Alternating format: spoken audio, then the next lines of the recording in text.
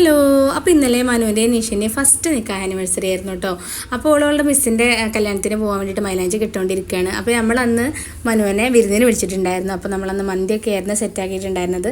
നമ്മൾ അടുത്ത് തന്നെയുള്ള ഷോപ്പ് റൈദാൻ മന്തി എന്ന് പറഞ്ഞിട്ട് നമ്മൾ കൊണ്ടുവന്നപ്പോൾ മുന്നേ മേമയും ഒക്കെ വന്നിട്ടുണ്ടായിരുന്നു, അവരൊക്കെ ഉണ്ടായിരുന്നു.